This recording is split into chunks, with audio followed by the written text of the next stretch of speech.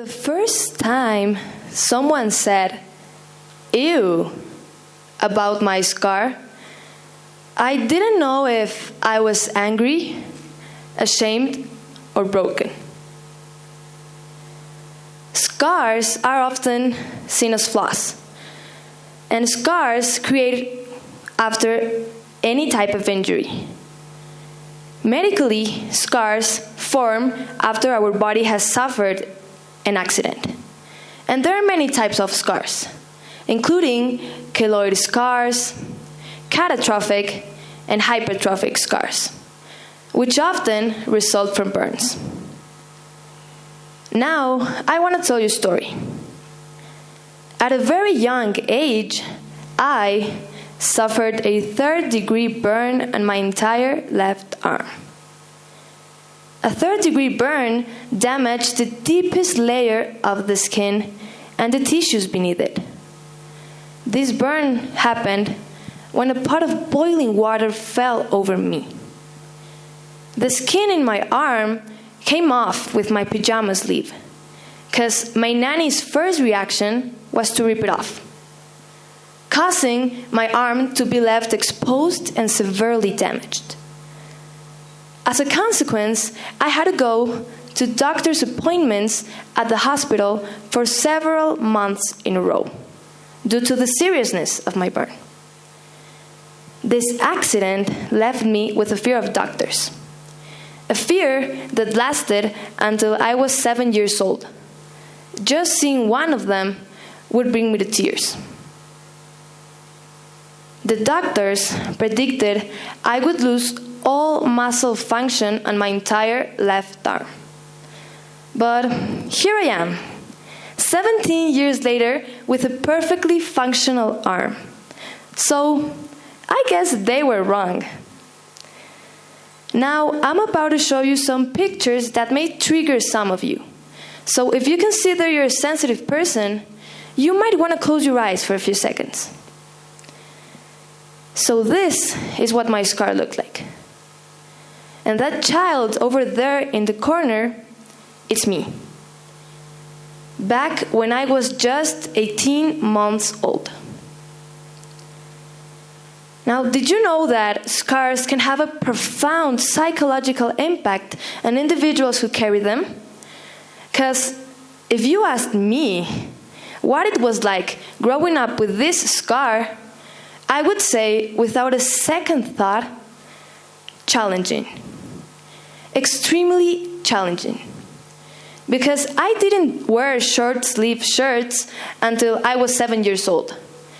And the rare times I dared to, some classmate would inevitably come to me and ask with disgust, "What happened to your arm?" I would return home crying with this big frown on my face and this tear going down my cheek, asking my parents, "Why me?" I was in a constant comparison with children, none of whom had scars like mine, because they could wear whatever they wanted, whenever they wanted, but I just couldn't. But over time, something changed. I had to start wearing short sleeves because I always liked to practice sports. So inevitably, I had to start wearing this type of clothing. But it wasn't because someone forced me to. It was because I chose to. Now, did you know that changes in appearance, like scarring, can harm body image and self-confidence? Because scars are often stigmatized in society, rooted in the misguided belief that they lower one's social standing. And this is so true. We, as people, are programmed to criticize imperfections. And I bet everyone here in this room today has at least once in your life commented on the appearance of others, right? Well, today, I see my scar as a part of my personality, and I don't hide it anymore. When new people ask about it, I don't feel ashamed. And in fact, I've made it part of my humor. Sometimes I tell little children that a shark bit me. Because, it's way more interesting than telling them that a hot pot fell over me. So they will come to me with these thoughtful faces and these big eyes and ask, "What happened to your arm?" And I will respond to them with this suspenseful tone. "I was swimming in the open ocean, and then this big white shark approached me, and I didn't see it, and it bit me." And they will be like, "Whoa, I wish I could tell such a cool story like that." So it's become a conversation starter rather than a source of shame. And what I'm trying to say through this is that people will always find the tiniest reason to criticize you. But as a person who has faced a lot of criticism, now this type of comments make me stronger. Because I have battled with my body image and what other people thought of me. Because my scar has a high visibility. And as you can see, it is still pretty noticeable. But as this phrase says, high visibility is the main factor leading patients to judge scars as aesthetically poor.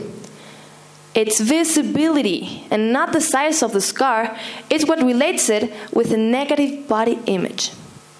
Because standing out as different can be intimidating and isolating, especially when society continuously tries to shape our values and perceptions. Just as water gradually shapes a riverbed, society's judgments can carve deep impressions in our minds. And like this phrase says, the environment we're immersed in shapes how we see ourselves. So I would want all of you to stay with this idea in your heads. The idea of that society around us shaping what we come to believe and what we don't.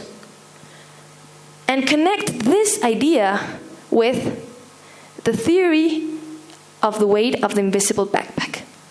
And no, I'm not going to take all the credit for this theory because I didn't come up with it myself. The person who came up with this theory was the researcher Peggy McIntosh. And I bet you'll be questioning yourselves, what is this theory about, or what does it say? Well, let me explain it to you. Basically, it says that people's opinions and comments and criticisms of society pile on, like rocks on our invisible backpacks. But these opinions don't have to affect you if, and only if, you just let these comments slide. But as you may know, there's always another side of the coin.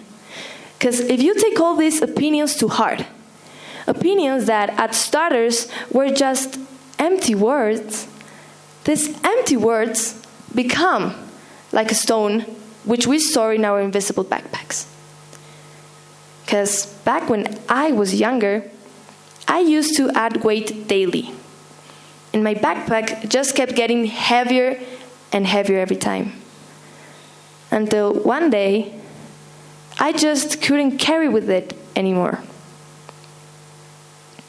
Honestly, if I didn't have these amazing parents who told me how amazing I was every time I headed home in tears, I don't think I would have the courage to be standing here today, telling you this story.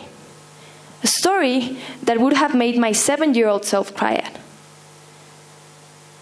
But at the end of the day, it's up to us to decide. Do we keep carrying all this weight? Or do we choose to let some of it go? Because people... Now, I know scars can be seen as something flawed. And scars can become like stone in our invisible backpacks. But rather than see them as an imperfection, I see them like a testament to our journey. Because just like a map, they show us where we've been and what we've overcome, to construct the person we see in the mirror today. So, I know many people think there is no beauty in scars. However, I think they are wrong. And to prove this point, I will tell you about kintsugi. Kintsugi is a traditional Japanese philosophy that teaches us to embrace our imperfections and find beauty in the flawed. Kintsugi creates beautiful objects from broken ones, filling the broken cracks with gold, reminding us that we have to wear our scars as a badge of honor. We have to proudly display them to the world and let them tell the story of whatever hardship is we went through. Because scars are a part of what we are today. Now, I would like all of you to remember this. Nobody has a perfect life. And nobody ever will have a perfect life. It's only up to us to paint our broken pieces gold and make them even more beautiful than ever. Or leave them broken. You decide. Now, I've come to this conclusion. You can't control what happens to you. But what you can control is how you wear your story. So wear it proudly. Thank you.